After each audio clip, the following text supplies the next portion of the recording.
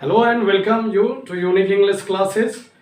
आज इस वीडियो में आप देखोगे बिहार बोर्ड 12th का एक पोएम लेकर आया हूँ, the soldier, that is written by Rupert Brooke. Rupert Brooke के द्वारा ये लिखी गई कविता है। वो through the main points you can see on the board as first of all it is a sonnet and patriotic poem, and the poem shows the country's love. Now I want to discuss about that in this poem the poet he shows own love for his motherland, for his country England where he was brought up.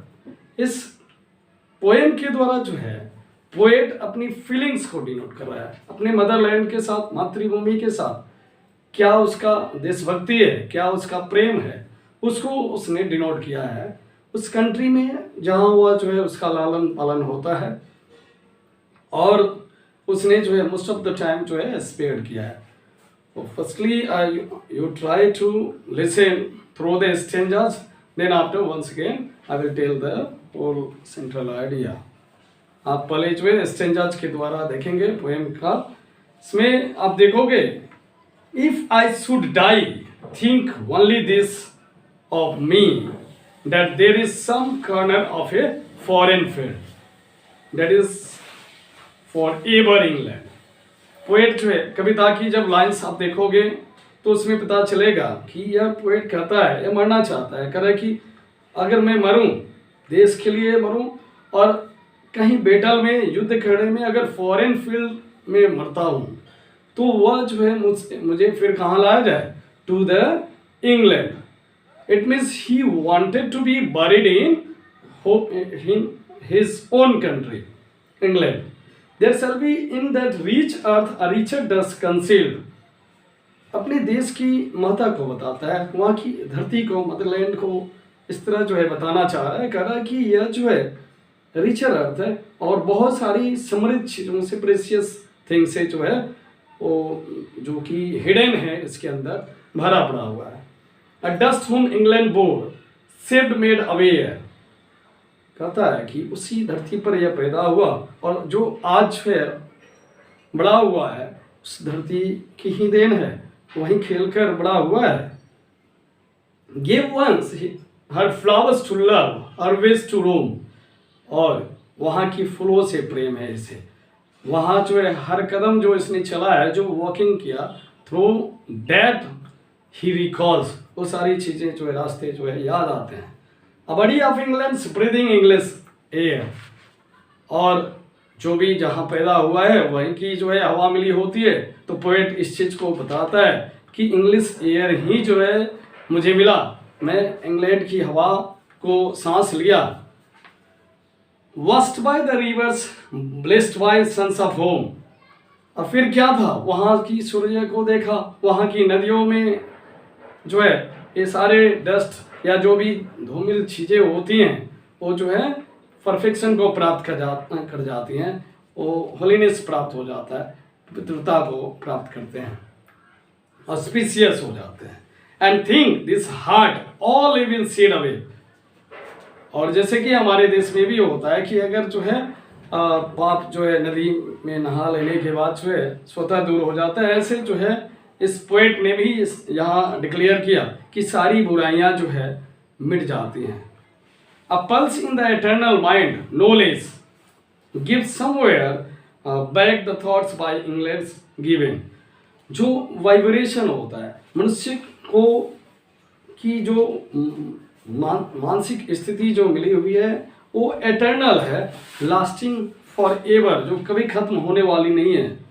Knowledge give somewhere back the throw by England given. सारी की सारी चीज़ें जो है, ये सारे achievement जो है इंग्लैंड में ही तो मिले हैं। Her sight and sounds dreams happy as a day, वहाँ की दृश्य, वहाँ की आवाज़, ध्वनि, सपने सारी खुशी देने वाले रहे हैं। हर दिन खुशी मिली पोएट को। And laughter learn of friends, अब मित्रों को याद करते हैं जहाँ उनकी हंसी साथ साथ रही। एंड जेंटिलनेस, उनकी जो भद्रता है, लोगों की सज्जनता है। इन हार्ट्स एट पीस, जो शांति देने वाली है। Under an English heaven. और यह जो है लास्टली जो है बोलते हैं कि यह इंग्लैंड जो कि हेवन जैसा जो है ये बताता है। आप देखो, this was through the strangers, but overall whenever we will talk about the central idea, जब इसकी सेंट्रल आइडिया समरी की बात करें तो आप देखोगे पोएट ने जो है अपने देश प्रेम को बताया है। यानी कह सकते हो कि यह एक पेट्रियोटिज्म को रिलेट करने वाला पोएम है। देशभक्ति से ओतप्रोत यह पोएम है। It means this soldier is a patriotic poem. This poem shows the love, a deep love of the poet for his motherland. उसका अपना जो है अगाध प्रेम दिखाता है अपनी मातृभूमि के लिए।